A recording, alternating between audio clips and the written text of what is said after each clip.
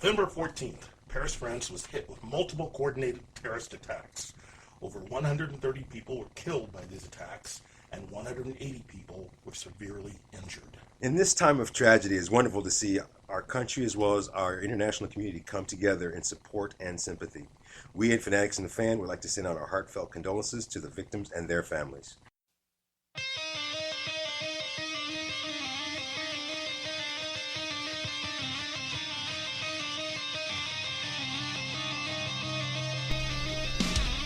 It has come to our attention that in the early years of the 21st century, man was being watched by intelligence greater than theirs,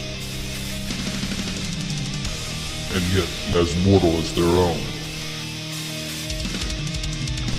Through the chaos, we determine the Fanatics and the Fan. That's all right, folks. You are listening to Fanatics and the Fan. My name is Hawk, and it has been an amazing geek week. I love it. I love it. I love it. I got to hang out with some amazing people. Brandon, it's been an amazing week, man. Oh, it's been a lot of fun. It's always good to be a geek, and apparently this week is no different, man. So much going on. Have you left your house this week? I pretty much have not. Do you have arthritis in your thumbs? I swear that I see in the VAT system from Fallout 4. That's all I do. It's a good thing you said that, because I was going to suggest something completely different that I had as a visual for you not to leave. And of course, special guests, always great to have him. I call him the cosplay king, but he's the godfather of geek, in my opinion. Welcome back, Mr. Michael Decker. Thank you very much. Very humbling words there, Hawk. It's been a great week to be a geek. The closer we get to Christmas, the crazier it gets to be. Yeah, it's been kind of insane. Yeah, But we're not skipping Thanksgiving, though. No. You won't hear Christmas music on our show before Thanksgiving. It's never gonna happen. God. Anytime after 9 p.m. Thanksgiving Day. Okay? Yeah, you can play all the Christmas music you want. Anything could happen Let the with us. holiday have its day and then be done. Another good special guest. Love talking to this guy. He's a great guy. Cosplayer, graphic artist, all around great geek, Mr. Adam Bass. What's up, man? How you doing? Woo! Thanks for having me here. It's great to be here. So I'll ask you the one Walking Dead question. I'm gonna let you answer. I know your answer already, and I just can't wait to ask you. So is Glenn dead? Is Glenn dead? Glenn is not dead. In fact, he's supposed to be in this episode on Sunday. The episode. Yeah. So shortly after you folks hear this, you'll be able to see Glenn come back. I'm not sure how I feel about that, so we'll circle back around to The Walking Dead later on in the show. Sandy, how's your week, man? I hear you've been trying to binge watch and trying to get yourself some TV caught up on. Trying to catch up with TV, and there's just so much. There's not enough time. But isn't it awesome that all of it's great? It is. I'm really enjoying trying to catch up with Jessica Jones. And of course, our movie and TV geek, Keith. Is there a show you can think of that's not great right now? I mean, not just good, but great across the board. Great across the board? Everything's great across the board, and from what I've seen. I can name one. A geek, I'd love to hear it, because Supergirl. I knew you were going to say that. Then why did you ask the question? I wanted you to say it. Actually, I was. No, I didn't say it was bad. You just asked me great across the board. Supergirl has its problems. It really does, Mr. And being the DC expert, Mr. Decker, I've been waiting to hear your opinion on Supergirl. Well, I think Keith said it best. It has its issues. It has its issues. Overall, really, it's a good show to me. There are some things that they're putting into it, kind of shoehorning into it, that I don't think are necessary. Which is what I've been saying since the beginning. But overall, I like the direction it's taking. I like that it's appealing to a slightly different fan base than, say, Flash is, which appeals to a slightly different fan base than Arrow does. So I think they all have their place, and I think they're all doing very well. I think Supergirl's struggling a little bit because of some of the decisions. That's what happens when you have formula. Happened to Disney a while ago. That guy's no longer running the studio, though. He lost his job, so sad. You don't seem sad. Well, I have to say, there's one show that I don't think it's been really hit or miss recently too. Is it Heroes? I don't think Heroes Reborn has really stepped up to the plate of what it I needs to really, be. really, really wanted to like that one. Yeah, and I just I have to can't agree. get into it. I've watched a couple episodes, and I loved the first go round. I mean, I watched every single episode multiple times. Every single episode Every from the single first one. go around. I did. I didn't like every single episode, but I watched every single, and I liked the That story in writer's general. strike was hard. You thought it was just the writer's strike. Well, and Brandon, you and I were talking earlier, and I think what we discovered is we wanted something to happen. We were expecting something, and it didn't even come close to that. Yeah, we were looking for more, that beginning of season 1 heroes where the people are discovering their powers and they're going out and doing some good against this kind of shadow organization. And now everybody's got powers. The shadow organization's not really much of a shadow. It's everywhere. I mean, everything is Renatus. That's not even a hidden thing anymore. And so it's really, I don't know. I thought for a second there, aliens were going to be the big bad guy because all this space stuff that was going on. So. Right. You're gonna get that from Agents of Shield. Anyway, Yeah, but they really are aliens. actually, there's a lot going on with that show, and I love it. Me personally, for the stuff I watch, nothing has sucked. I've loved everything I've seen in the last few weeks. I also haven't even attempted to watch The Librarian, so that's why everything else has been really good. You're a hater. I like the show. I'm actually, and it brings me to my first. I'm going to do a double crossover. The world is going to be really happy to know that Colton Hayes is coming back to Arrow. Is that where you were starting? That's where I'm starting Not because the Gods of Egypt? I have another place I want to go with that, Keith. Let me do my thing. And a lot of us are fans of the show. I'm not a fan of Arrow right now. I'm not on the Arrow bandwagon. I have to want agree with you. so much more out of that show. I watched the first 2 episodes, and I wasn't compelled to keep going. I do want to pick it up because everybody seems to love it, so maybe I just need to get into it. But it's got Jack Harkness in it. I want this show, this season to be done. Like that. I want the season to be done. I just want them to get past their Legends of Tomorrow stuff. I'm tired of them introducing, both on Flash and Arrow, all these characters that they just get the series out there. It's even messing with and Flash, go. in my opinion. Oh, yeah. It's like we know they're coming back. We know all these people aren't dead. You've already told us this for months and months now. Just do it, and then let's get back to actual storyline. But I'm loving that DC is doing so much. They recently released, they revealed their cast for Wonder Woman. Keith. We're going to jump into the movies because, we're saying hello to Colton Hayes and goodbye to a character from Doctor Who. I'm actually sticking with DC. I'm sticking with DC for right now. I'm doing some jumping because I know you're really excited about Wonder Woman.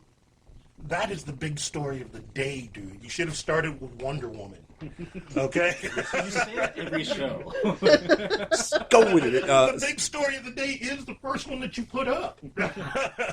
That's the one that everybody's currently talking about. The cast and the fact that they've already started filming. Now, I just don't want it to be bad. And you and I spoke recently, and you just had one of the most ingenious concepts.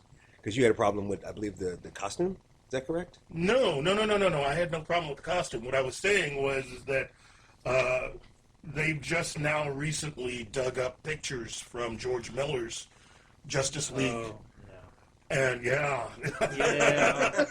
and That was Mr. Decker, folks. The pictures were of the young woman who was going to be Wonder Woman. And talking to one of our former guests that have been on several times, Jason Brazier, American Wasteland, we love it. Yeah, he had talked about the fact that he enjoyed the top that they came up with for Justice League's Wonder Woman versus the bottom half for Gal Gadot's Wonder Woman. That he liked that. In fact, if you would combine those two portions of the costume, it would make a probably the best looking Wonder Woman overall costume they've ever had. Yeah, I can see that. Yeah.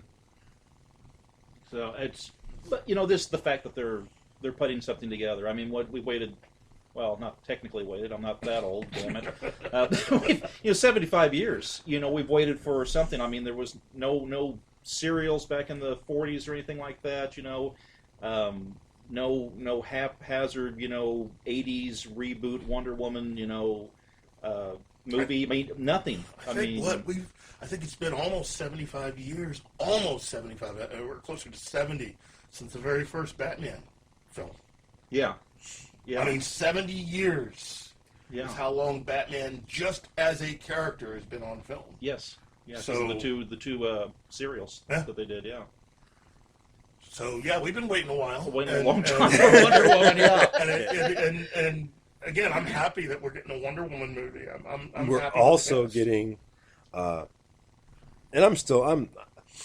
Keith, I always try to keep neutral. It's great for the host to keep neutral, but sometimes I just don't care, or don't know, or just don't like. And not necessarily in that order. Not necessarily in that order. No. But tell me about the cast for Warner's Justice League Dark. Well, there is no cast. There's people that have been considered. Mm-hmm. And according to what they put out there as of right now, they're still looking at using Guillermo del Toro's script.